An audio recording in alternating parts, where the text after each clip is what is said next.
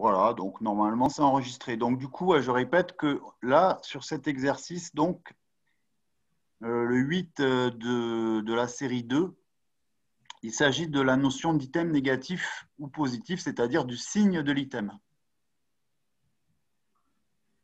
Voilà. Vous pouvez Donc, revenir sur cette... qu'est-ce que c'est qui vous posait problème? Et du coup, je crois que j'avais à peu près compris. Du coup, pour les deux premiers, j'avais mis positif et négatif.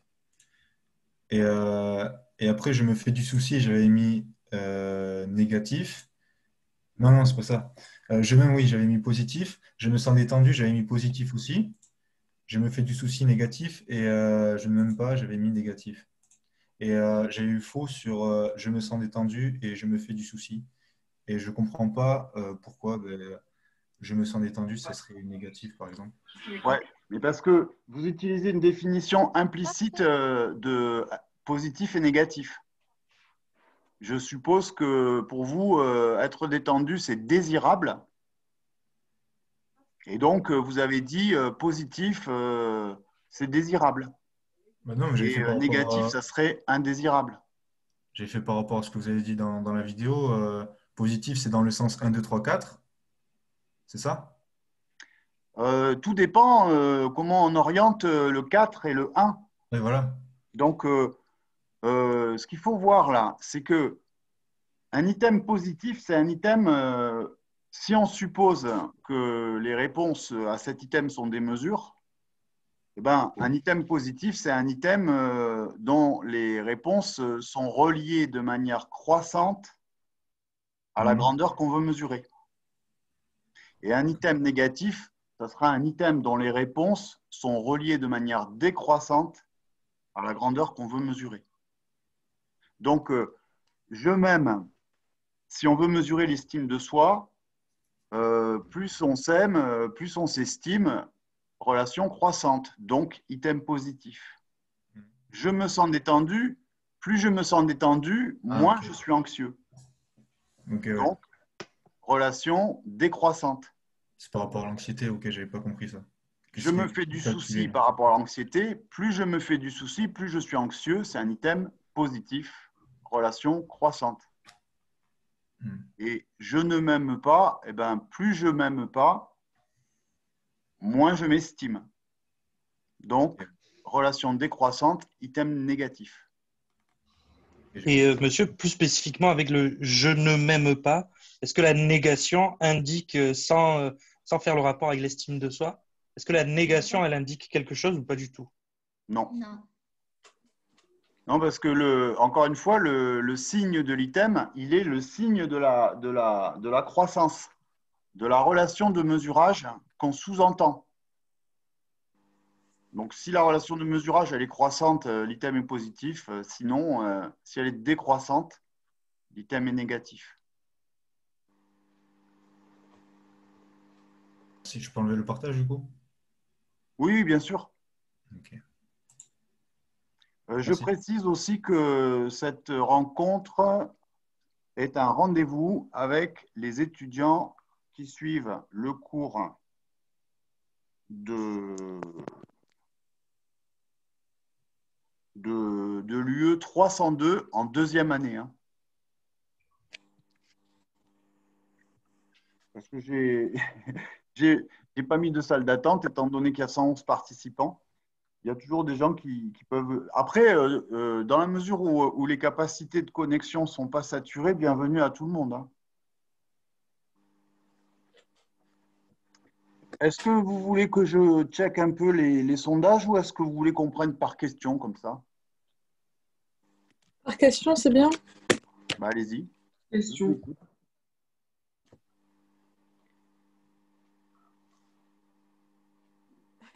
Je vais suspendre l'enregistrement. Ce n'est pas la peine de mettre de la.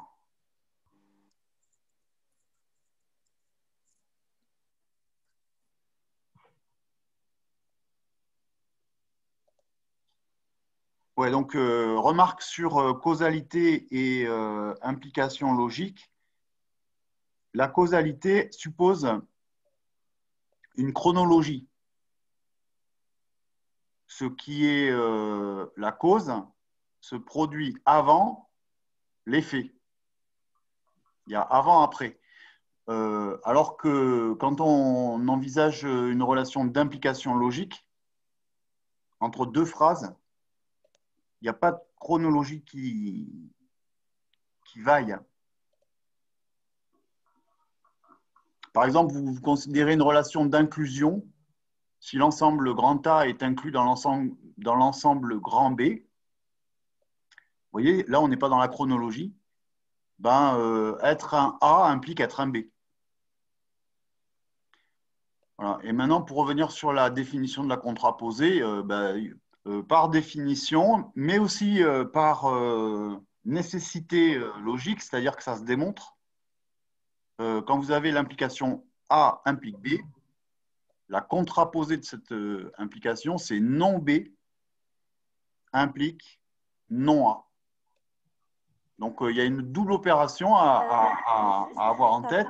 Il y a la négation, d'une part, des propositions, et il y a l'inversion de leur ordre. De psycho. On prend B qui on était n'est à la pas fin. là, normalement. Hop, Parce hop, que hop, là, s'il c'est vous les plaît, là, cours les de discussions. L2. Je sais pas pourquoi il fait cours pour eux. Vous coupez le micro, les filles? Annie, le micro, s'il te plaît. Merci. Ouais, donc je disais, double opération. Il y a la négation et l'inversion de la place par rapport au signe implique. Hein, puisque la contraposée de A implique B, c'est non B. On prend B, on lui applique la négation et on le met devant. Implique non B, non A. On prend A, on le met derrière et on lui applique aussi la négation. Et donc, ces deux propositions logiques sont équivalentes. Dire A implique B, c'est pareil que dire, c'est équivalent à dire non B implique non A. Et du coup, cette équivalence, ça permet d'utiliser ce qu'on appelle le raisonnement hypothético-déductif. Parce que si vous voulez tester une hypothèse A qui implique B, et que vous savez que A implique B est vrai, d'une part, et que d'autre part, non B est vrai, et bien vous en déduisez non A, c'est-à-dire vous falsifiez votre hypothèse. Ça s'appelle la démarche hypothético-déductive. Monsieur, Oui? je voulais savoir, pour les oxymores, pourquoi mesure est librement fournie si une oxymore? J'ai pas compris.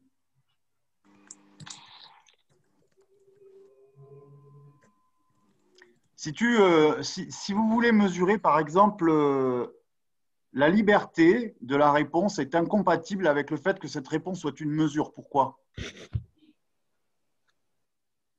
Si imaginez que vous utilisez une balance à aiguille. Oui. Et vous voulez savoir combien pèse ce que vous avez mis sur le plateau de la balance. Oui. Vous excluez que l'aiguille se meuve selon sa propre volonté. Oui. Si vous faites confiance à l'aiguille, c'est parce qu'elle ne se meut pas librement, elle se meut en obéissant à un dispositif mécanique qui fait que quand la force qui s'applique sur la balance augmente, l'aiguille va vers la droite. D'accord. Et cette force, elle est liée à la masse. Du coup,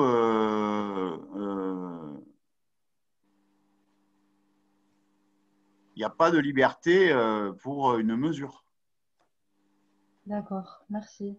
C'est-à-dire que la réponse, elle est une fonction croissante, en l'occurrence, de la quantité qu'on veut mesurer. D'accord, merci. C'est bon? Oui. Moi, j'aurais une question. Je suis désolée, je ne peux pas mettre la caméra, sinon ça va. J'ai essayé, là, ça va bugger. L'exercice 3 sur le chapitre 3.11 à 3.22, la dernière qui était une question supplémentaire sans notation. Est-ce que vous pouvez partager l'écran? Alors, je vais essayer.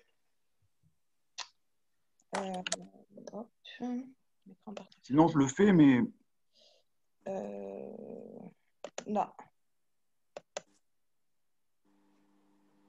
C'est bon? Ouais, Oui. Celle-ci, là, je n'ai pas été capable d'y répondre avec le vocabulaire que l'on a eu jusqu'à présent. alors, même si on ne sait pas contrôler la variation quantitative de la grandeur qu'on veut mesurer, avec des observations multivariées, on peut tester l'hypothèse que ces observations sont des mesures, c'est-à-dire qu'on connaît à l'avance quelles observations falsifient l'hypothèse. Pourriez-vous expliciter cela en vous servant du vocabulaire que vous avez appris? Eh ben, il suffit de s'appuyer sur le fait que les observations étant multivariées, on a donc des MUplets qui vont servir de mesure d'une quantité qui est supposée variée. Donc, ces MUplets, ils vont varier eux-mêmes. Et comme ils sont supposés être des mesures, ils varient de manière croissante. OK. Et du coup, quand on a une variation, eh ben, le MUplet, il faut bien que d'une façon ou d'une autre, on puisse dire qu'il a augmenté. Donc, on doit pouvoir comparer le MUplet numéro 1 au MUplet numéro 2 de telle sorte qu'on puisse écrire que le MUplet numéro 1, il est plus petit que le MUplet numéro 2, si on parle d'augmentation. OK. Et si ça n'a pas Oui, bougé, par exemple, de 0 à 1. 0 étant une réponse négative et 1 positive. Il y a une augmentation. là, il n'y a rien sur 0 et 1. On n'a pas dit quelles étaient les valeurs qui pouvaient être… Et si on avait ces valeurs-là, admettons, si on admettait ces valeurs, un passage de 0 à 1, ça veut dire qu'il y a 0, par exemple, réponse fausse, 1, réponse juste. Donc, il y a bien une augmentation. Ah ben, si on passe de 0 à 1 et qu'on dit que 0 et 1 sont des mesures, ça veut dire que la quantité mesurée par 0, elle est plus petite que la quantité mesurée par 1. Et elle a varié en augmentant. Mais oui, mais là, ce n'est pas le problème de dire ça, parce que là, on est en train de décider comment c'est les choses. Et c'est, si vous voulez, le point, ce n'est pas ça. C'est de dire que justement, comment on fait pour savoir que décider qu'il y a une fonction de mesurage qui existe, c'est vrai ou faux. OK. Et donc, l'approche scientifique, ce n'est pas simplement tiens, ça me plaît bien cette idée-là, je la retiens. L'approche scientifique, c'est de dire comment je fais pour tester que mon idée, elle est vraie, étant donné que j'ai de l'information expérimentale, donc des observations. Donc, ce qu'il faut bien comprendre, c'est parce que les observations dont on dispose sont multivariées qu'on peut du coup être en mesure de détecter que deux MUplets varient de façon anormale, théoriquement, parce qu'ils sont incomparables. Ça veut dire qu'il y a sur le premier item, par exemple, une variation qui va de 0 à 1 et sur le deuxième item, une variation qui va de 1 à 0. Alors là, vous êtes sûr que ce n'est pas possible que vos deux uplets soient des mesures, parce que si c'était des mesures, ils seraient comparables. OK. C'est là où on revient sur l'utilisation du raisonnement hypothético-déductif. D'accord. Bon, je reformulerai ça par écrit de mon côté. Oui, enfin, c'est juste une façon de… Donc, juste pour répondre de manière brève, pourriez-vous expliciter cela en vous servant du vocabulaire que vous avez appris? On peut tester l'hypothèse que ces observations sont des mesures parce que cette hypothèse implique la comparabilité des MUplets. Si on constate que les MUplets sont incomparables, alors l'hypothèse est falsifiée. D'accord. C'est bon, j'ai compris. Merci beaucoup.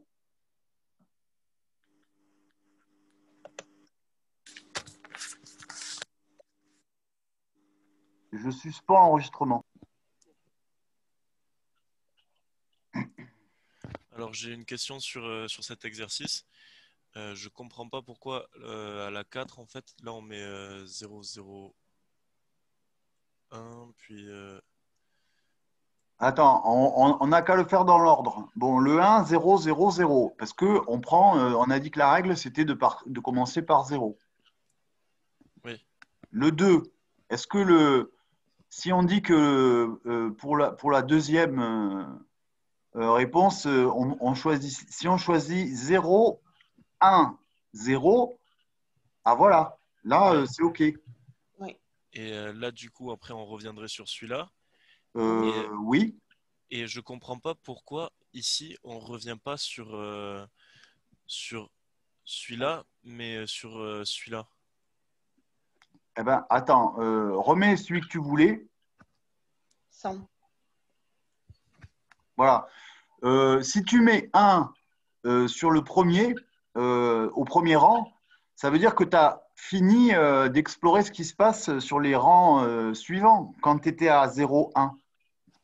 D'accord. Ok, Et du coup, quand tu es à 0,1, attends, je vais jusqu'au bout. Quand tu es à 0,1, tu as exploré que 0,1, ben, ça peut être associé à un 0 au troisième rang. Mais tu as oublié que 0,1, ça peut être associé à 1 au troisième rang. d'accord. Du coup, en fait, avant de remplir le premier rang, il faut qu'on ait testé toutes les possibilités sur les deux autres. Voilà. D'accord. Ok, merci. Monsieur, moi, en fait, pour cette question, j'ai répondu, mais en fait, j'ai fait un arbre de probabilité. Du coup, ça a marché. Ça va Oui, comme ça? ouais, très bien, oui. Quand l'arbre des. Vous l'appelez l'arbre des probabilités, alors que vous pouvez quand même remarquer qu'on ne parle absolument pas de probabilité. C'est un arbre Oui, plus exactement des possibilités. oui, oui, oui, Et oui. en probabilité, on a besoin d'un arbre des possibilités pour commencer à poser la question, pour pouvoir poser la question des poids de probabilité qu'on met sur chaque possibilité. Mais probabilité et possibilité sont des notions distinctes, hein. D'accord, parce que moi j'ai fait par ordre croissant en fait. Donc après 0, 1, 10, 11, 100, 110, 111. Enfin, Oui, mais c'est du Ouais, binaire. sauf que cette règle, ça elle n'est fonctionne. pas la règle conventionnelle quand on fonctionne avec ces écritures. D'accord. Donc ça fonctionne Le- que pour cet exemple-là au final. euh, Montrez-nous ce que vous avez voulu faire, ça serait mieux. Le 100, il n'existe pas. Euh, C'est que des 0 et des 1. La lecture qu'on doit avoir, c'est 1, 0, 0. C'est Ah pas oui, 100. C'est D'accord, une parce lecture que binaire. pour le coup ça a quand même fonctionné puisque c'était bon. voyons. Mais c'était pas ce qu'il fallait du coup. Ah, je ne sais pas, parce C'est que pas je le comprends. raisonnement. Vous pouvez nous montrer sur l'écran? Parce que aussi bien, ça peut être une règle à laquelle je n'avais pas pensé, qui marche très bien, hein. Ah, mais non, non, enfin, y a pas de truc à montrer, c'est juste que c'est par ordre. Enfin, moi, j'avais fait par ordre croissant. C'est-à-dire que après 1 vient le 10, le 11, enfin, par l'ordre de comment on les dénombre. Est-ce que quelqu'un peut remettre l'ordre des trucs là pour voir si c'est croissant? Parce que j'ai pas, c'est une remarque intéressante. Oui, Euh, j'ai fait pareil et ça marchait par ordre croissant. Voyons voir.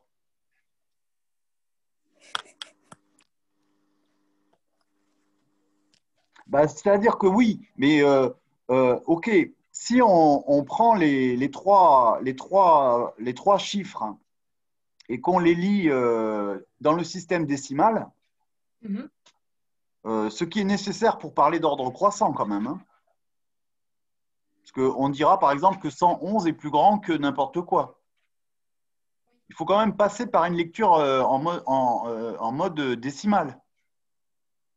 Et ça peut être un piège parce que le mode décimal, je dirais que c'est réservé aux experts, quoi. Une fois qu'on est bien OK sur le fait qu'on est en train d'avoir une description trivariée et que cette lecture en mode décimal, euh, elle a strictement aucune pertinence conceptuelle, hein.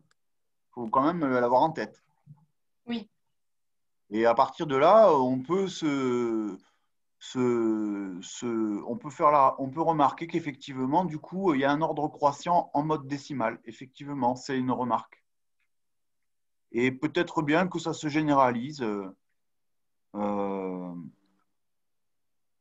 ce que je vous recommanderais, c'est si vous n'êtes pas familiarisé avec l'ordonnancement des possibilités logiques, c'est de faire par un dessin de l'arbre des possibilités. Et puis, une fois que vous avez fait 2-3 dessins de l'arbre de possibilités, vous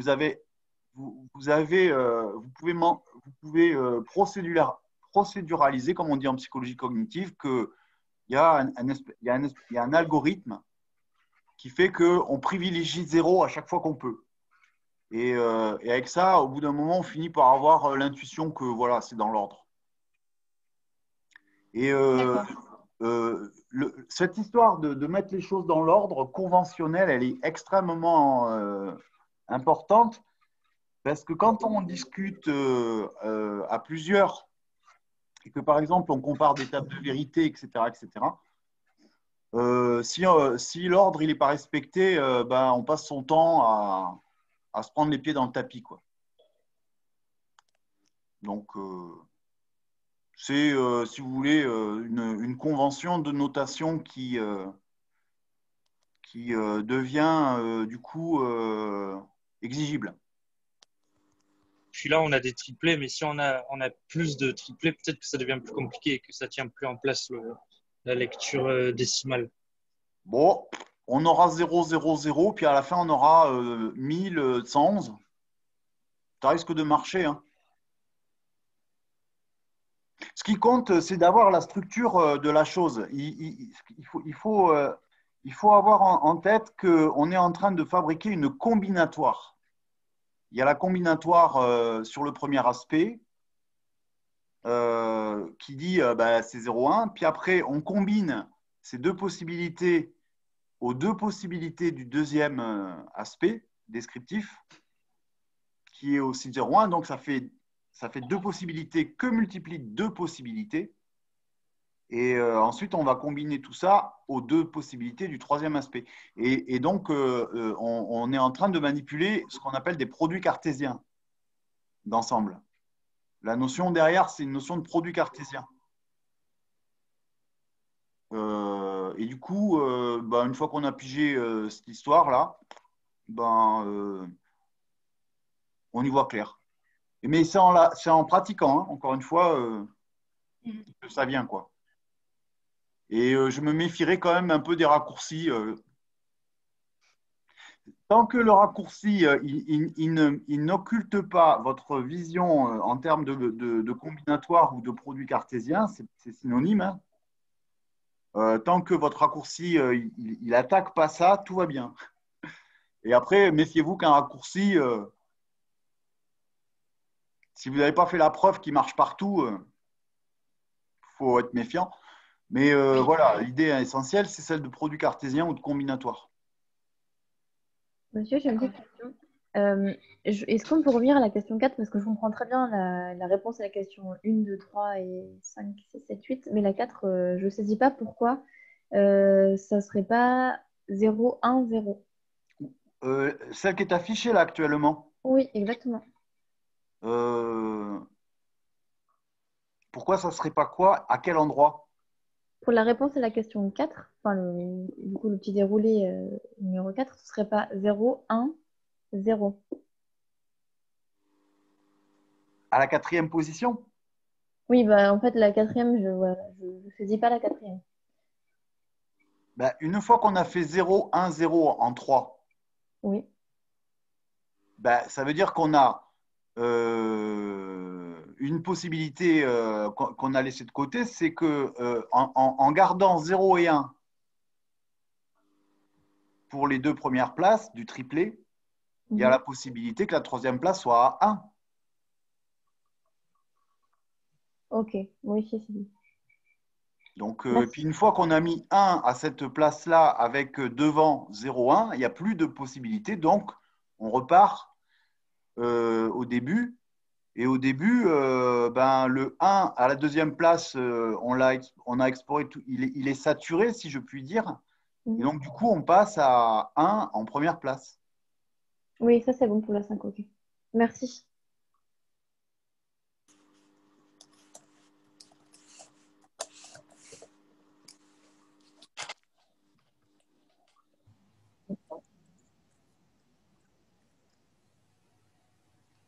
Donc, est-il possible de tester l'hypothèse que la réponse à un item d'estime de soi est une mesure d'une grandeur psychologique qu'on appelle estime de soi, à l'aide de l'observation des réponses de quelqu'un qu'on place dans les conditions expérimentales qu'on désire? La première fois, j'avais mis oui, et en fait, j'avais lu la réponse qui explique que en fait, c'est non. Je me souviens plus de la réponse et j'avais pas vraiment compris. Je me dis que c'est pas très très compliqué, mais j'arrive pas à piger le truc. Ouais, c'est une question qui me paraît un peu intéressante parce qu'il y a un peu de densité là-dedans. Oui, je le sens. C'est-à-dire que alors je vous dis direct ce que j'ai en tête là-dedans. C'est que on a un vrai comment on peut dire ça? Je vais prendre l'exemple de la douleur. Comment on fait pour savoir, pardon, je prends l'exemple de la douleur, comment on fait pour manipuler ou contrôler expérimentalement la variation de la douleur de quelqu'un?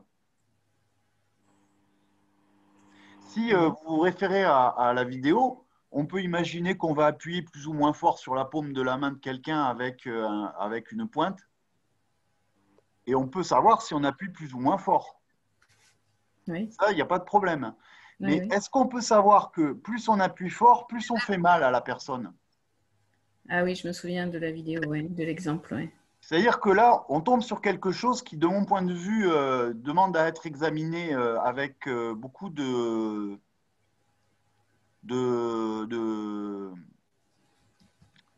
d'attention et de froideur, si je puis dire. Comment on peut dire une phrase vraie qui décrive le vécu d'autrui? C'est-à-dire en admettant qu'on ne peut pas se substituer à autrui pour connaître ce vécu, pour le vivre. Donc, ça revient, c'est vrai, à la fin de la vidéo qui dit que finalement, tout ce qui est psychologique ne se mesure pas. Ben, ça dépend de ce qu'on appelle psychologique. Ouais. Si on prétend que la psychologie permet de connaître le vécu d'autrui, à quelles conditions c'est possible de connaître le vécu d'autrui? Et moi, j'en vois qu'une condition qui est nécessaire et me semble-t-il suffisante, mais si elle n'est pas nécessaire, c'est même pas la peine d'aller plus loin, c'est qu'il est nécessaire pour connaître le vécu d'autrui de le vivre à son tour. Et encore avec sa perception propre. Ben non, puisque si on le vit, le vécu à son tour. Oui. En fait, c'est la perception humaine qui n'est pas vraiment mesurable. Bah, la perception, c'est pas le même mot, c'est là où il faut faire attention que vécu.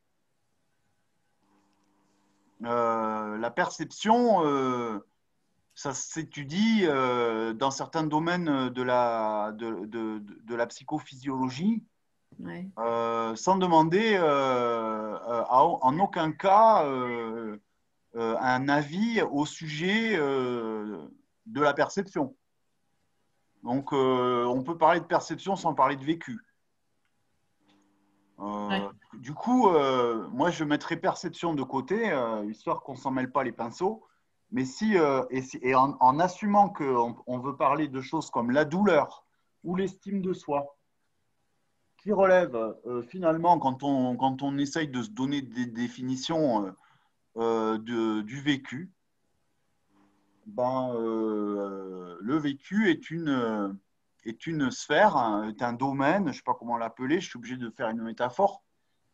Le vécu est un domaine privé, enfin privé au sens qu'il est non public. Et c'est un point d'ailleurs de philosophie existentielle, c'est-à-dire nous sommes seuls à vivre, à vivre ce que nous vivons. Bien sûr. Et donc, quand on voudrait considérer que c'est bon, la douleur ou l'estime de soi sont mesurables, bon, et si on exige une méthode scientifique, une démarche scientifique pour aller tester ce genre de proposition, c'est-à-dire tester la vérité logique de ces propositions, il faut qu'on ait un moyen expérimental de le faire. Et donc, je repose la question, est-ce qu'on a les moyens? Est-ce que si je place n'importe qui dans n'importe quelle condition, ça me suffit pour savoir comment son vécu varie? D'accord. Par simple théorie. Ouais, ouais. Si j'appuie plus fort sur la paume de quelqu'un, je peux me dire, bah, si c'était moi, j'aurais plus mal. Mais ça ne marche que pour moi. Ouais, je comprends. Ouais. Si je demande à quelqu'un d'autre, il va pouvoir me dire, ça me fera plus mal. Et même, il va pouvoir me dire, j'ai plus mal. Mais rebelote, on va encore se cogner sur le problème du vécu. C'est-à-dire, est-ce que quelqu'un qui dit j'ai plus mal, ça suffit pour impliquer qu'il a plus mal? Puisqu'en plus, nous sommes des êtres humains qui sommes donc, par définition, capables de manier le langage de manière mensongère. Comment on fait pour savoir si quelqu'un ment ou pas? Donc, il y a une naïveté à prendre des déclarations verbales comme suffisantes pour qu'on puisse savoir quelque chose sur ce qui est vécu. Donc, cette naïveté, dans l'époque que nous traversons, j'ai envie de dire, chers amis, quoi, parce qu'il s'agit de… Quand même, je fais une petite allusion à ce dispositif de plongeon numérique dans lequel nous nous retrouvons tous, et qu'il faut quand même avoir à l'œil comment, en tant qu'intéressé à la psychologie, comment on fait pour se situer par rapport à cette question éminemment psychologique qui est l'élaboration de ce qu'on appelle le lien social, la relation humaine, interindividuelle. Je ne sais pas pourquoi je voulais vous parler de ça. Oui, parce qu'elle est quand même sérieusement… Enfin, la question devient une question saillante, inévitable. Et la relation humaine, si on y réfléchit 2 secondes, elle ne nous garantit jamais qu'on est capable de savoir ce que l'autre vit. Donc, pour finir de boucler là-dessus, quand dans la question, il y a écrit qu'on pourrait observer les réponses de quelqu'un qu'on place dans les conditions expérimentales qu'on désire, c'est un peu un piège, parce que vous pouvez placer les gens dans les conditions expérimentales que vous désirez, ça ne vous suffit pas pour en déduire qu'est-ce qu'ils vont vivre. Et du coup, je ne vois pas comment on pourrait tester l'hypothèse que la réponse à un item d'estime de soi soit une mesure d'une grandeur psychologique qu'on appelle estime de soi, parce qu'on n'aurait qu'un seul item. Au lieu d'en avoir 2 ou 3 ou 4, on aurait une observation univariée et pas multivariée. Et que donc, une observation univariée, elle vous dit simplement que vous êtes sûr que soit la réponse elle va rester pareille, soit elle va baisser, soit elle va monter. Et on a donc une hypothèse tautologique. D'accord. Donc, on a un dispositif d'observation qui peut ressembler à un dispositif expérimental, mais qui n'en est pas un, si on réfléchit bien. Okay. Et pardon, j'insiste un peu, enfin, sauf si vous voulez rebondir ou quelque chose, mais j'aurai encore une remarque à faire.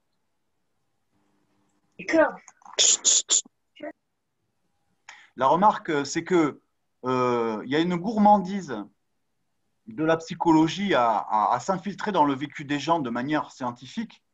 Mais si on a un raisonnement scientifique, il faut quand même accepter que la démarche scientifique, une de ses forces, C'est de dire il est objectivement vrai qu'on ne peut pas savoir. C'est clair. Je me réfère à un truc que je ne connais pas, mais ça existe et c'est suffisamment prestigieux. C'est le principe d'incertitude d'Heisenberg en physique. Vous avez à un moment donné en physique un truc qui a été absolument énorme dans l'histoire de cette discipline, qui a consisté à dire on ignore. On ne peut pas savoir. Et donc, si la psychologie essaye de se construire comme science, il ne faut pas qu'elle ait peur de dire là, on est sûr scientifiquement qu'on ne peut pas savoir. Et ça sera la possibilité pour une science psychologique de faire la place à une autre démarche qui serait plus philosophique et qui pourrait être intitulée une démarche de recherche de sagesse.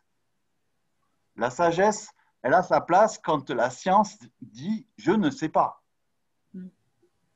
Si aujourd'hui on est dans un scientisme qui fait croire qu'il n'y a que la science qui sait, et vous avez des tas de gens qui se font passer pour des experts, alors que si c'était des scientifiques purs et durs, ils vous diraient il y a une chose dont je suis sûr, c'est que la science ne me garantit pas du tout que j'ai la vérité. C'est clair. Ouais, c'est vrai. Et Confère, Socrate, comment on peut dire ça, comme position paradigmatique de la rationalité scientifique, hein, telle qu'elle est en particulier défendue par Karl Popper. Donc une psychologie scientifique, elle est possible à condition qu'elle accepte de dire là, on est sûr qu'on ne sait pas. Et à ce moment-là, il y a plein de choses intéressantes à explorer, puisqu'on n'a pas peur à l'avance de dire qu'on ne saura pas et qu'on pourra être éventuellement récompensé parce qu'on a dit, voilà, on est sûr qu'on ne sait pas. On peut toujours se tromper, mais si vous interdisez dans le champ social à une science de dire, là, on est sûr qu'on ne sait pas, parce que ça ne fait pas gagner de l'argent aux gens qui financent les chercheurs, vous n'avez plus une démarche scientifique, vous avez une science qui se vend, qui vend sa technique et sa crédibilité, sa source d'autorité à des gens qui veulent faire de l'argent et on est à même de réagir en disant est-ce que c'est encore de la science? Scientisme et science, ce n'est pas la même chose. Et le scientisme aujourd'hui, on le détecte, et après je termine. On le détecte aujourd'hui quand on remplace esprit scientifique, une formule de Gaston Bachelard, la formation de l'esprit scientifique, quand on remplace l'esprit scientifique par la méthode scientifique. Là, vous avez la preuve, un signe que quelque chose s'est passé. La méthode scientifique n'est pas une pensée. C'est une obligation faite à des personnes qui essayent de dire qu'ils ont été à la hauteur d'une exigence méthodologique,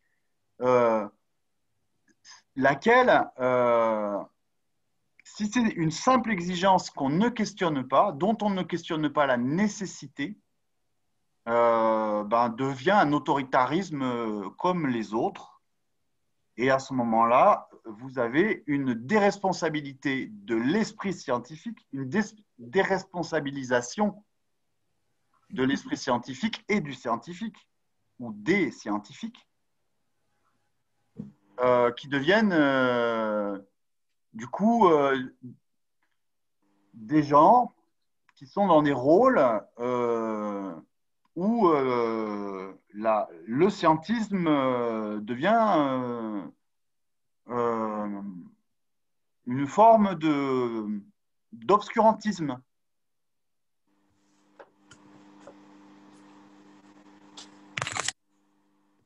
Donc, la psychologie, je termine, conclusion. Ma conclusion, c'est là où je voulais en venir, c'est ça mon arrière-pensée, c'est que la psychologie scientifique, tant qu'elle n'est pas capable de revendiquer la valeur d'énoncés d'ignorance dans le champ social, elle n'est pas capable de défendre son honneur en tant que science, son honorabilité. Alors, en psychologie, c'est quelque chose d'extrêmement sensible, hein, parce qu'évidemment, si on est un peu honnête, on s'aperçoit qu'on ne sait pas grand-chose. Aujourd'hui, malgré 150 ans de recherche en psychologie, vous ne savez pas expliquer pourquoi quelqu'un dit 3 à je m'estime sur un questionnaire d'estime de soi. C'est un mystère total, il faut quand même le reconnaître. Ce qui pose beaucoup de questions sur les stats. Bah, évidemment, puisque les stats, en tant que dogme méthodologique, il faut absolument faire des stats, sinon on ne publie pas, c'est une manière d'enterrer ces questions de butée épistémologique contre l'ignorance. Au lieu de reconnaître qu'on ignore, on fait comme si on savait. Grâce à des substitutions de mots dans les phrases, vous remplacez questionnaire d'anxiété. Grâce à questionnaire d'anxiété ou score d'anxiété, vous avez, grâce au pouvoir de la parole, que le score d'anxiété est obligatoirement une mesure de l'anxiété. Mais non, un score d'anxiété, c'est un truc qui est fabriqué avec des réponses à des items d'anxiété et on ne sait pas du tout si les réponses… Enfin, on sait, moi personnellement, je défends la thèse selon laquelle les réponses à un questionnaire d'anxiété ne sont pas des mesures, parce que si c'était des mesures, on aurait le miracle de réponses qui s'accumulent dans une base de données et elles seraient ordonnables les unes derrière les autres. Et, il y aurait les ex-aequo, mais on n'aurait pas des réponses qui varient dans tous les sens. Or, si vous faites un peu d'observation, si vous faites un jour du recueil de données en utilisant des questionnaires comme ça, vous verrez bien qu'il y a toujours au minimum 2 réponses incomparables. Ok, bon, j'ai pigé. Merci beaucoup. Avec plaisir. J'ai été un peu long, pardon. Mais c'est intéressant.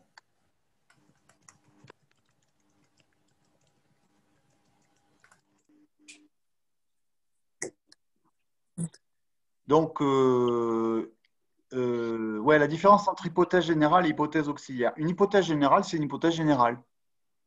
C'est-à-dire qu'elle s'applique à tous les éléments de l'ensemble sur lequel l'hypothèse porte. Exemple, tous les signes sont blancs. C'est une hypothèse générale parce qu'il n'y a aucun signe qui n'est pas blanc. Et l'ensemble auquel l'hypothèse se réfère, c'est l'ensemble de tous les signes. Voilà, ça c'est une hypothèse générale. Si je vous dis la plupart des signes sont blancs, est-ce que c'est une hypothèse générale? Non. Ben non. Et une hypothèse auxiliaire, ben, c'est une hypothèse qui sert à tester une hypothèse générale. Par exemple, si je dis tous les signes sont blancs, hypothèse générale, j'ajoute ceci est un signe, hypothèse auxiliaire, donc ceci est blanc. Conclusion. Raisonnement déductif. Ouais, raisonnement déductif. Et si jamais mon hypothèse auxiliaire elle est fausse, je ne peux pas conclure. Si je vous dis tous les signes sont blancs, ceci est une boule de neige,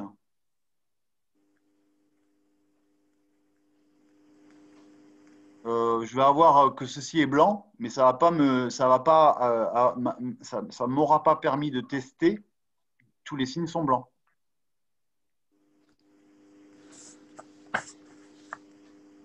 Et donc, dans le maniement des hypothèses auxiliaires, il peut y avoir des trucs un peu chelous parfois.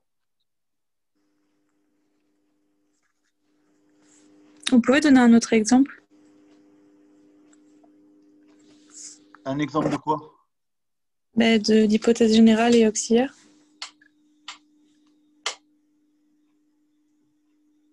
Par exemple, on sait mesurer l'anxiété avec un questionnaire d'anxiété.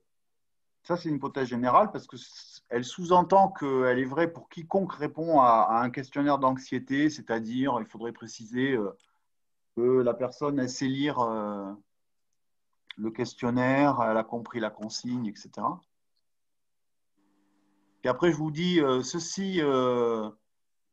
ces deux réponses sont des réponses à un questionnaire d'anxiété. Ça, c'est une hypothèse auxiliaire. Et je vois que les réponses sont incomparables, par exemple. Donc, je pourrais déduire que le questionnaire n'est pas un instrument de mesure de l'anxiété. Mais si jamais, à la place des réponses à un questionnaire d'anxiété, j'ai des réponses à un questionnaire autre, ben, mon hypothèse auxiliaire a été fausse et je n'aurais pas fait mon test. C'est juste une phrase, en fait, une hypothèse. Ah bah ouais, de toute façon, en logique, hein, on travaille qu'avec des phrases. Hein. Ça encore, c'est un truc intéressant d'un point de vue épistémologique, c'est que en science, ce qui est vrai ou faux, c'est des phrases. Et que des phrases.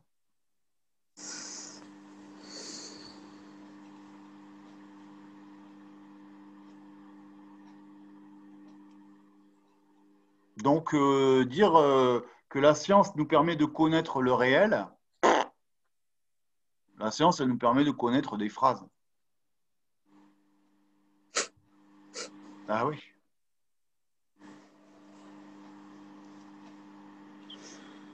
On est enfermé dans le langage. Vous voulez dire qu'en science, on n'utilise que des phrases? Non, on utilise aussi des instruments, par exemple. Je n'ai pas dit qu'on n'utilisait que des phrases. J'ai dit qu'en science, seules les phrases sont vraies ou fausses. Et d'ailleurs, il n'y a pas qu'en science. Partout. Dès qu'on a une approche logique de la vérité, c'est la propriété de phrases et de rien d'autre. Parce que les chiffres, il faut toujours les argumenter par des phrases. Ben, les chiffres, c'est des phrases. Hein.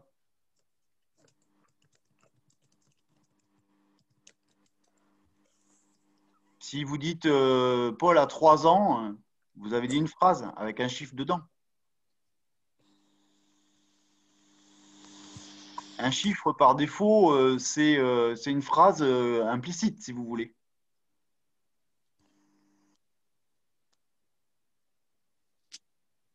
Et les chiffres, ouais, voilà. C'est-à-dire que si vous dites qu'un chiffre il est faux ou il n'est pas faux, c'est que sous-entendu, derrière, il y a une phrase qui est fausse ou qui n'est pas fausse.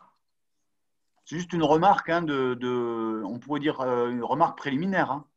Remarque préliminaire, la connaissance objective porte sur des discours et seuls ces discours sont vrais ou faux.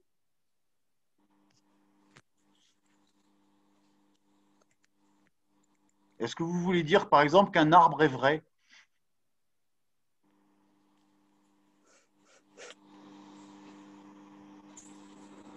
Ça sonne bizarre, quoi.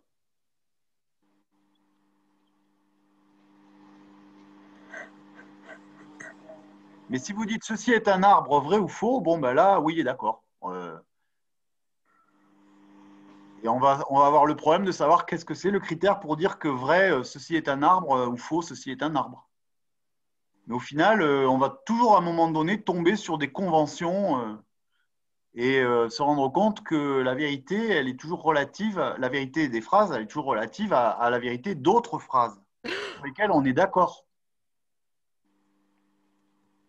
Et c'est bien ce qui se passe aujourd'hui qui est douloureux dans le champ social, c'est qu'on arrive à un tel déchirement de l'arrière-plan implicite de chacun que ben, les sous-entendus qu'on partage quand on est en société sont eux-mêmes douteux.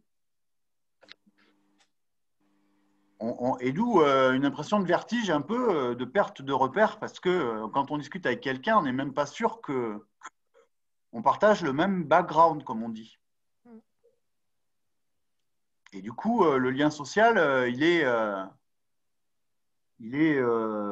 fortement perturbé, bien évidemment. Enfin, ça me paraît évident, donc je le dis bien évidemment, je ne suis pas sûr que ce soit évident. Il y a une étrangeté dans le fait qu'il est tout à fait possible que l'autre à qui vous parlez ne partage pas du tout la même vision du monde que vous.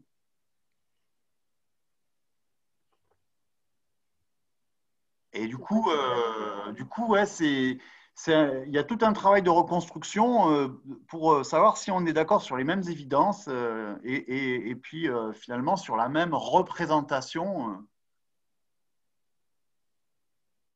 Et alors, quand même, si vous me permettez, là, je brode, hein, tant que vous ne m'interrompez pas, parce que quand même, ça me fait bien trop plaisir de parler à des étudiants. Et donc, ouais, mais si je me fais trop plaisir, vous m'arrêtez. Mais quand même, juste que ben, j'ai perdu le fil. Donc voilà, je m'arrête.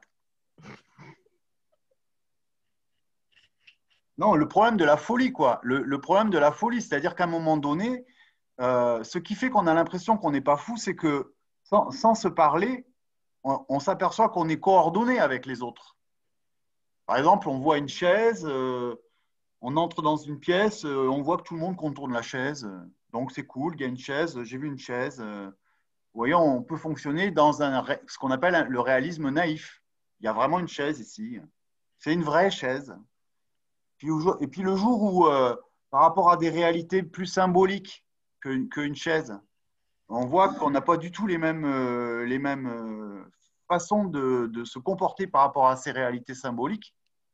Et là, on commence à perdre la confiance qu'on a dans notre propre pertinence, dans la confiance qu'on a dans la pertinence de notre propre perception du monde. Et du coup, c'est extrêmement fragilisant, angoissant. Il y a des gens que ça rend agressif, etc. On va se rentrer dedans, on va traiter l'autre de fou, de complotiste ou de collaborationniste au gouvernement. Enfin, on rentre dans un champ où les repères sont… Et du coup, l'esprit scientifique, c'est de se calmer et puis d'essayer de regarder avec quoi, sur quelles sont nos bases, nos bases d'évidence, nos conventions. Et puis, en fonction des questions qu'on peut se poser en commun, se donner un espace de débat pour que chacun puisse considérer que cette phrase, il a à se positionner dessus en disant vrai, faux, ou je ne sais pas me positionner, et que ces positionnements ne soient pas rédhibitoires pour être membre d'une assemblée qui essaye d'avoir de la connaissance.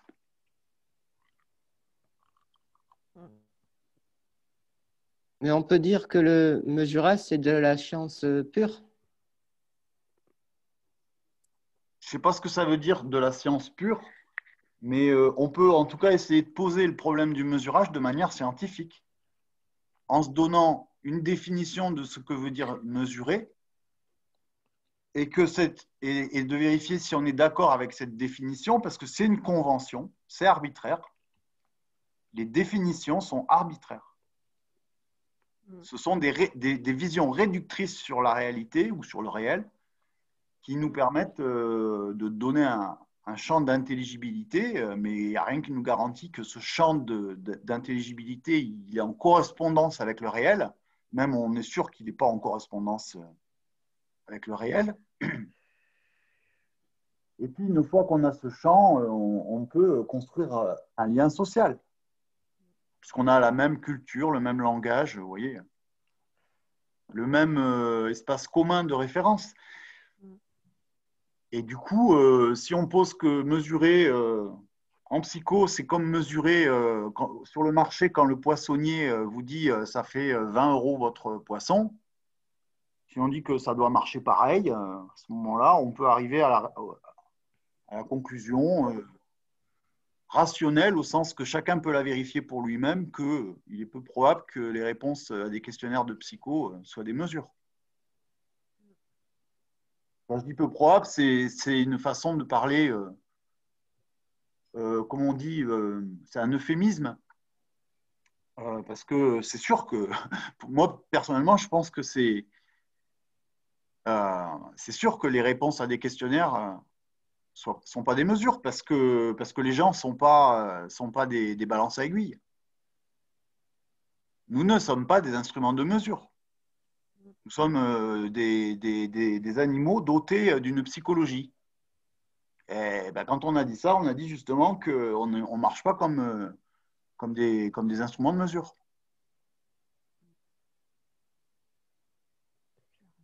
Et il y a un problème en psychologie à appeler de façon ritualisée, voire fétichiste, des questionnaires, des instruments de mesure. Si ces questionnaires donnaient des mesures, c'est parce que ça serait les répondants qui seraient des instruments de mesure. Un questionnaire, ce n'est pas un instrument. C'est une feuille de papier avec des trucs écrits dessus. Il n'y a pas de mécanisme dans une feuille de papier. Dans un instrument, il y a des mécanismes. Et si vous dites que une personne qui répond à un questionnaire dur de la réduire à un tas de mécanismes, nous ne sommes pas des robots, jusqu'à preuve du contraire. Il y a le libre arbitre. Peut-être qu'on peut essayer de le nier, hein. Mais en tout cas, si on l'accepte, c'est incompatible avec le fait que nos réponses, du coup, soient des mesures. Que ce sont des réponses librement fournies. C'est-à-dire qu'il n'y a pas d'explication à la réponse. C'est irrationnel. Voilà. L'exercice du libre arbitre implique l'irrationalité de ce qui est exprimé. Il n'y a pas de nécessité. La liberté et la nécessité sont des opposés. Sont des notions logiquement incompatibles.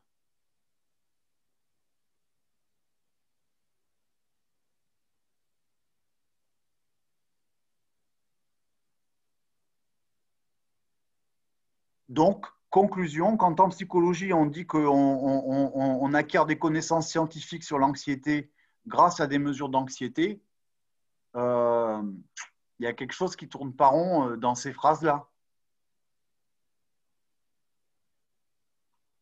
La vérité de ces phrases est problématique. De quoi parle-t-on? Est-ce qu'on ne pourrait pas mesurer l'anxiété avec un taux d'hormones? Bah, vous allez mesurer un taux d'hormones, mais comment vous allez faire le lien entre le taux d'hormones? Comment vous allez arriver à montrer que le taux d'hormones mesure l'anxiété? Parce que l'anxiété, c'est du vécu. Ah, Le mais taux du coup, d'hormones, il n'est pas vécu. le stress, du coup. Le stress générerait une certaine hormone. Genre quand on est Mais stressé, on suivant doit, les on doit personnes, le produire une stress. certaine hormone. Non? Bah, on peut surfer et sortir des mots les uns après les autres. Il faut se donner une définition du stress. Si on dit stress, si on essaye de sauver la phrase en disant bah maintenant, j'utilise plus le mot anxiété, j'utilise le mot stress, on vient de changer de drapeau. Si on s'aperçoit par exemple que le vécu stress génère au niveau biologique une certaine hormone, est-ce qu'on ne pourrait pas corréler ce vécu-là avec la Et comment on production de fait cette pour hormone? s'apercevoir de ce que vous appelez un vécu stress, puisque c'est un vécu?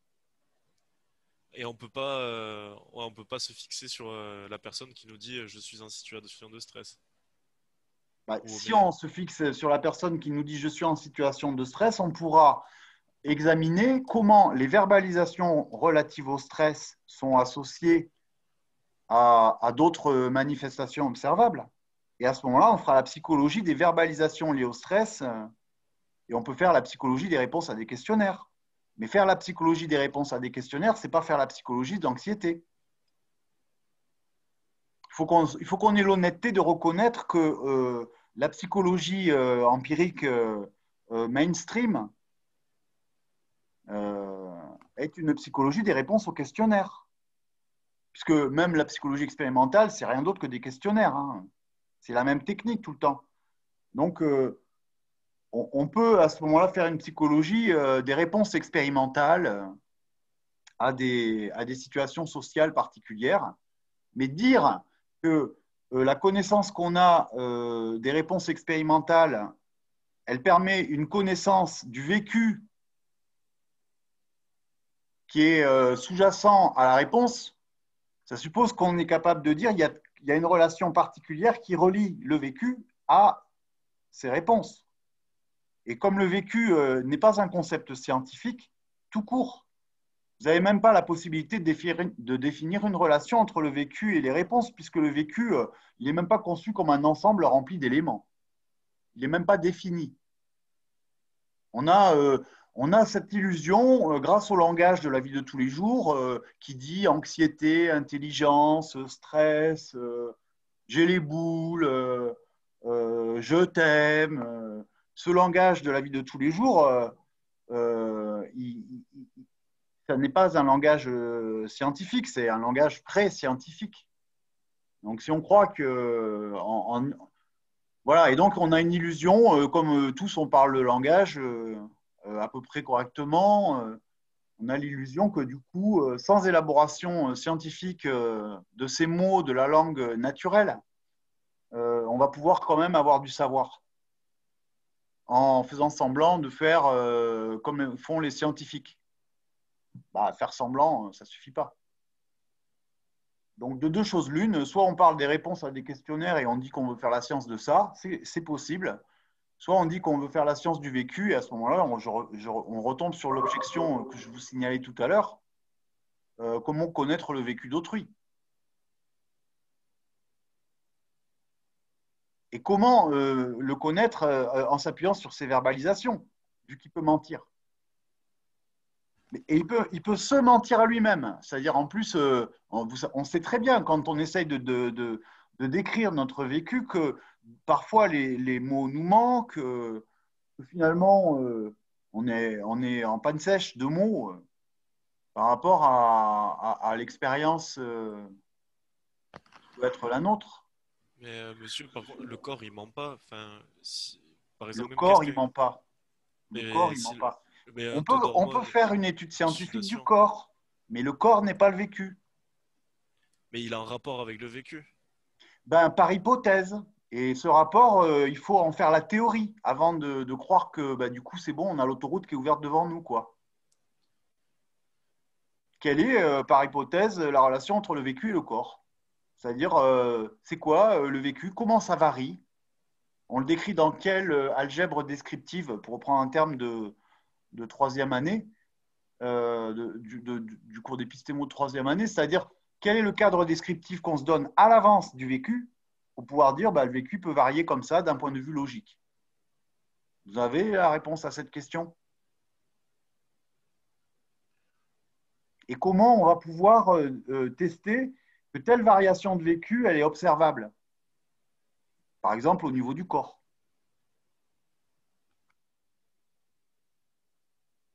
Moi, je n'ai pas la réponse. Et si vous voulez, il y a un problème, c'est que si on ne fait pas gaffe à ça, on va prendre nos discours pour des réalités. Et à ce moment-là, quand on prend ces discours pour des réalités, bah, ça correspond à la définition de la folie. Par exemple, de la paranoïa. Donc, ce n'est pas parce qu'on prend nos discours pour des réalités de manière collective que ces discours sont vrais. Enfin, correspondent, vous voyez, là, il n'y a qu'à voir, hein, il suffit de regarder dehors. Et en particulier aux informations de la télévision. Pour se rendre compte qu'il y a apparemment un décalage entre la réalité et les discours communs. Donc, on se retrouve à faire une analyse de la croyance collective comme rêve collectif. Et là, on est en train d'assister au fait que le rêve collectif est en train de s'effriter. Ce n'est pas parce qu'on est tous à croire que la Terre est plate, il y a un certain nombre de siècles, que la Terre est plate. On croit aujourd'hui qu'elle est ronde. Il faut bien se rendre compte que personne ne le sait si elle est ronde, au sens d'une vérification expérimentale personnelle. Donc, il faut bien voir qu'à un moment donné, il y a un autre enjeu cognitif qui est qui n'est pas un enjeu scientifique, c'est simplement de se fabriquer une niche, culturelle qui nous dit dans quoi on est, histoire que la vie soit vivable. Et ça c'est un problème qui est plus vieux que la science. C'est le problème de la mythologie, quoi. Les sociétés, elles se sont toutes constituées en fabriquant des mythologies. C'est-à-dire des interprétations du monde, des êtres et des choses dans le monde qui donnent un sens à l'existence commune. Et ça c'est la fabrication des mythologies, pas de la science. Et la science est une forme de mythologie particulière. C'est une mythologie qui sait qu'elle fabrique un mythe et qui a une démarche pour tester le mythe. Mais le statut des théories scientifiques, il est mythologique. Mais avec, en principe, le fait que c'est un mythe qui a été testé. Et aujourd'hui, pardon, hein, parce que là, vous ouvrez ma boîte à paroles. Quand même, regardez juste une chose en physique. En physique, on arrive à une situation qui est maintenant ancrée depuis plusieurs décennies, depuis au moins les années 70, mais même avant. Aujourd'hui, en physique, on arrive à dire qu'il y a deux mythes. Il y a le mythe de la physique classique, cosmologique, et puis il y a le mythe de la physique quantique. Et ces deux mythes, ils sont incohérents. C'est-à-dire, l'un et l'autre, si vous les mettez ensemble en disant le mythe numéro 1 est vrai et le mythe numéro 2 est vrai, et ben la phrase, elle est fausse. Tout le monde le sait. Tous les physiciens le savent. Donc, tous les physiciens savent que les théories de la physique, qui ont une efficacité absolument prodigieuse, pour peu que je peux voir, je ne suis pas expert, ben, ces deux mythes qui ont une efficacité prodigieuse sont faux, sont des mythes.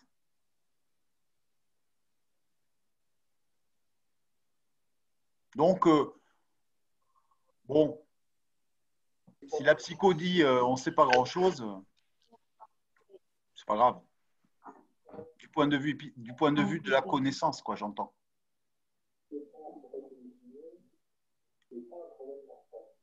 Je crois qu'il vaut mieux camper sur une certaine lucidité qui va avec l'humilité de l'ignorance dans laquelle on se trouve de certains phénomènes. On ne sait pas les expliquer.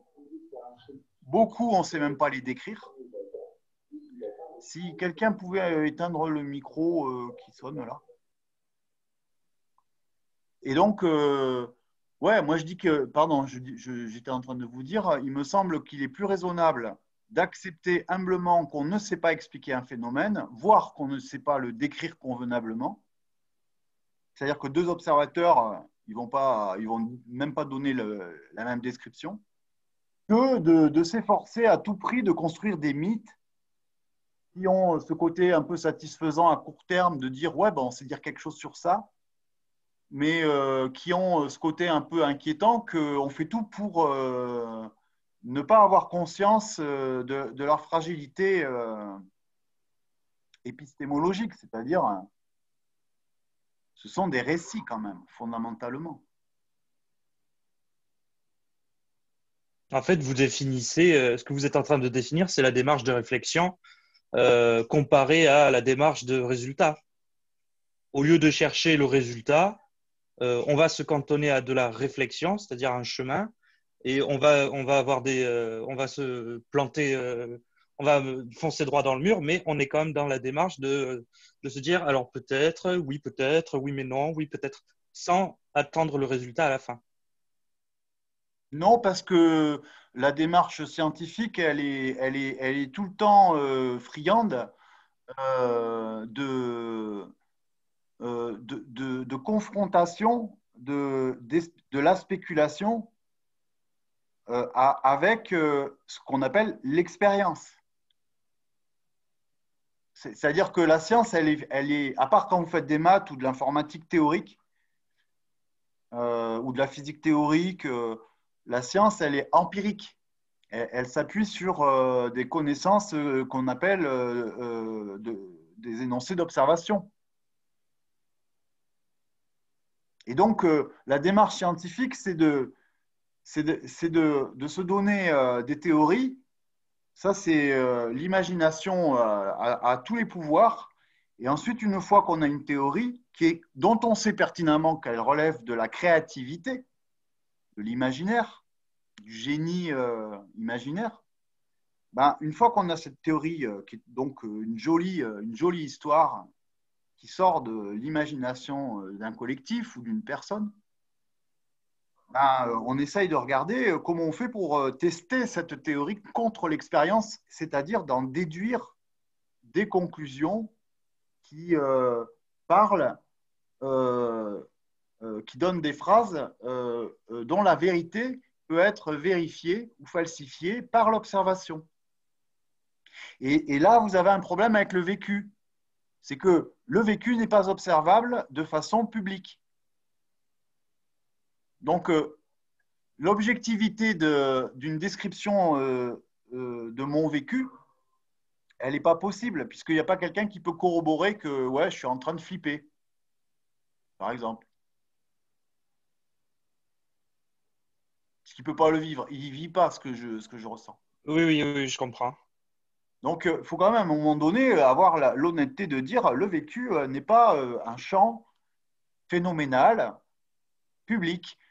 Du coup, connaître ce champ, ce n'est pas les mêmes conditions que connaître, par exemple, le nombre de feuilles que je peux compter sur tel arbuste.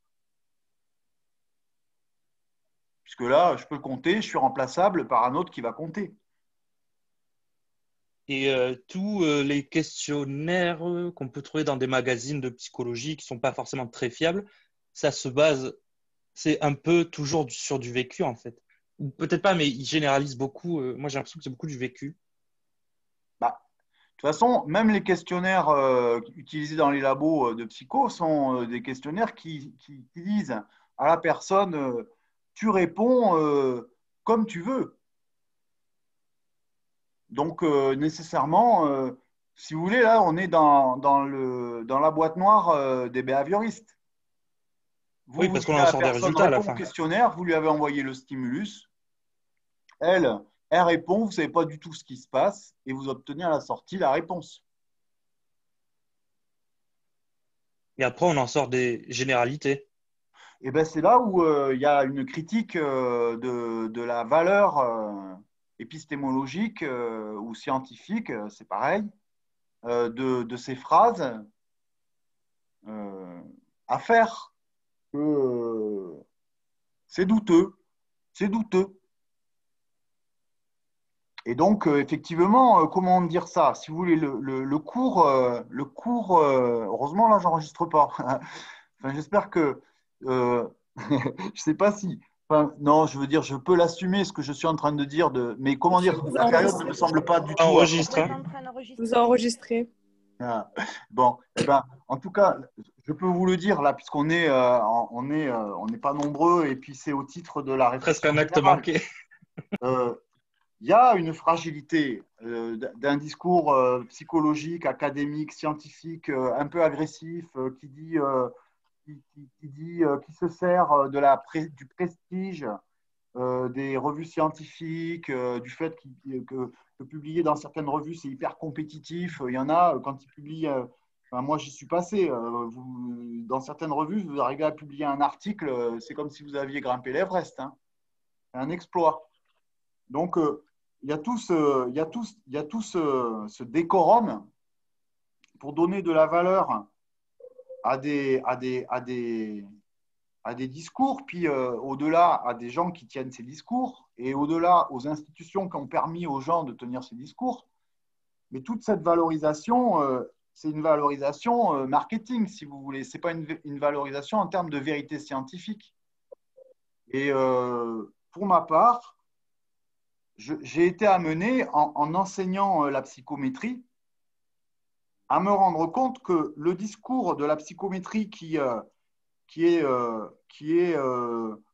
la psychologie, comme les autres sciences, sait faire ses mesures, ce discours est faux. Je m'en suis aperçu il y a 15 ans, hein, et il y a des gens qui s'en sont aperçus avant moi, parce que quand je m'en suis aperçu, j'ai regardé un peu. Il y a des gens qui s'en sont aperçus dès les années 40. Bon, et donc vous avez une situation où vous trouvez quelque chose qui ressemble à une fraude. Dans le discours mainstream de la psychologie académique, il y a quelque chose qui est faux, qui est connu faux, et qui néanmoins continue à être colporté, enseigné, diffusé. Et là, vous tombez sur un problème. Et bon, bah, alors maintenant, comme le problème de la fraude, il est généralisé, puisqu'on voit bien que je ne prends pas parti pour aucun truc, hein, mais je suis juste en train d'observer que la confiance dans les institutions, elle est gravement aujourd'hui, elle est irrémédiablement détériorée. Ce qui est difficile dans notre époque, c'est qu'on sait c'est que tout le monde sait qu'on ne peut pas faire confiance dans nos institutions. Alors, ouais, le problème, c'est pas la psycho aujourd'hui, c'est comment on refabrique une société où le lien social va pouvoir se reconstruire parce que la confiance vis-à-vis de l'autre va pouvoir à nouveau trouver une voie. Donc là, je suis en train de vous dire que moi, je me suis rendu compte que je ne pouvais pas faire confiance au discours de la psychométrie. Ben, je crois que malheureusement, c'est vrai. La psychométrie ment quand elle dit qu'on sait mesurer l'intelligence, etc., etc. Ou alors, pour ne pas mentir, cette psychométrie est obligée de tordre le sens du mot mesurer.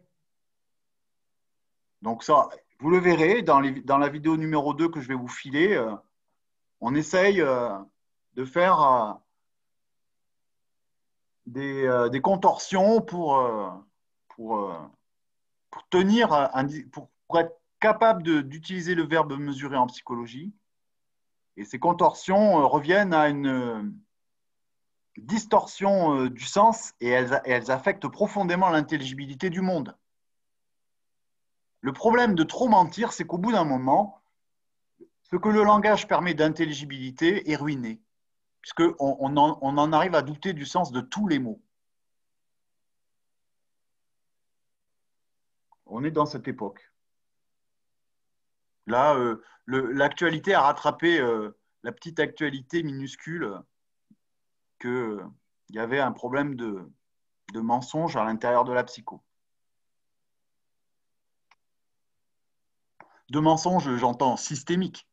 C'est-à-dire que vous et moi, on en hérite du mensonge.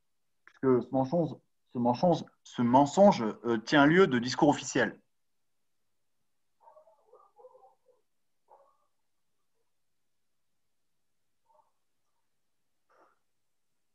Du coup, ouais, trouver des phrases vraies. Moi, c'est ça que j'ai à vous dire comme méta-message, quoi. Le truc qui me semble important quand on s'intéresse à la science comme héritage de civilisation, c'est aussi une éthique. La vérité de la science, c'est un engagement personnel, subjectif, pour essayer de dire vrai. Pas pour se croire celui qui dit vrai, mais pour essayer de dire vrai. Et du coup, pour faire tout son possible pour changer d'avis quand on se rend compte qu'on a dit faux.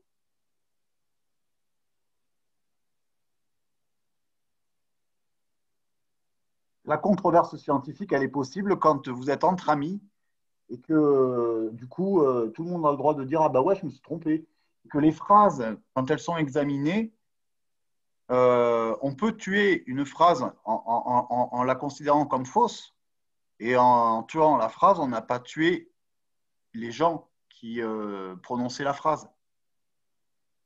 C'est Karl Popper qui dit ça. Le progrès de la science, c'est qu'au lieu de tuer les gens qui ne nous font pas plaisir, on tue les phrases. Enfin, qui ne nous font pas plaisir. Il vaut mieux tuer des phrases que des gens.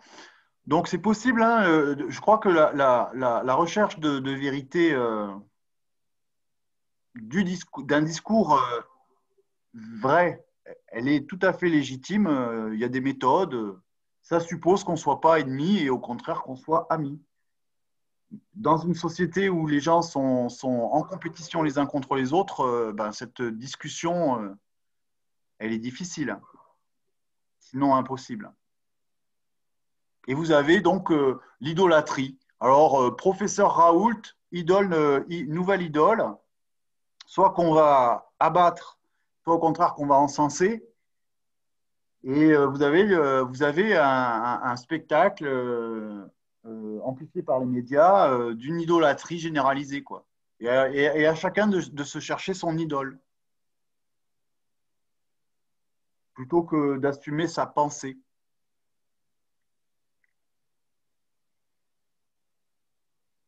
Bah, il est possible d'assumer sa pensée, mais il faut se trouver des amis pour en parler de sa pensée.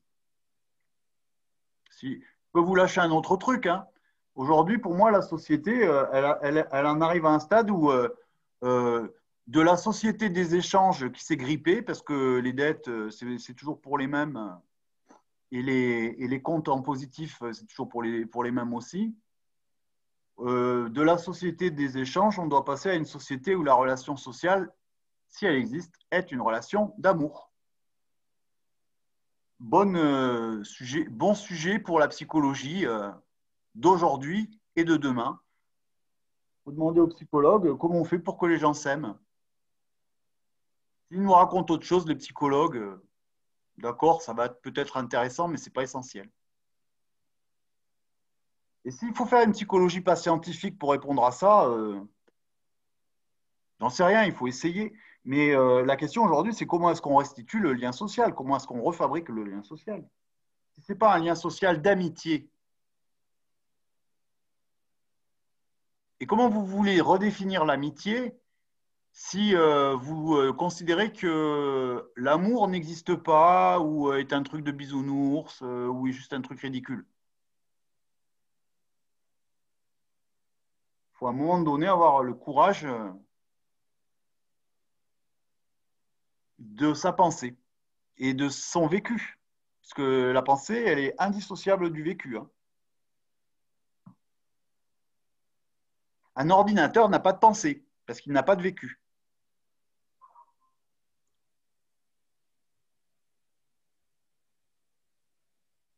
Je vois l'heure qui tourne, il est 15h43. Peut-être qu'on a fait le tour.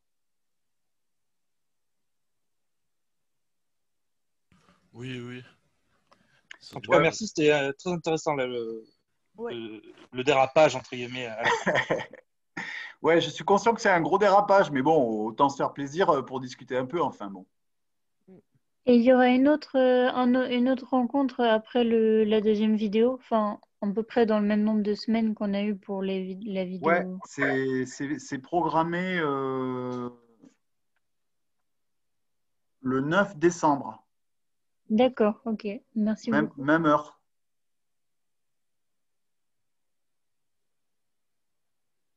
Ok, du coup, s'il y en a qui ont enregistré, je vous laisse vous débrouiller pour faire circuler ou quoi? On ne peut pas enregistrer, on n'a pas l'autorisation. Ah, Quand donc, on clique sur enregistrer, ça ne marche pas. Il y a que donc vous qui pouvez tout le faire. tout mon grand dérapage n'a pas été enregistré. Si, alors vous pouvez enregistrer. Nous, Oui, non. je ne l'ai pas enregistré. Si, c'est tout Dans nos enregistré, têtes, il a hein, été enregistré. actuellement. Bon, ben, je ferai au mieux et puis bon travail. Et puis si vous avez besoin de me solliciter, ben, vous savez où me trouver. Je peux toujours filer des entretiens de 20 minutes ou une demi-heure pour débugger 2-3 trucs si j'ai le temps. Non, mais la prochaine fois, on se cantonnera à critiquer le capitalisme. Voilà, on sera tous très contents. Voilà, Et j'aurais pas la prétention parce qu'à chaque fois que j'essaye, je m'aperçois que j'ai pas les moyens quand même. Oui, c'est un peu compliqué. Ah, c'est… Ouais.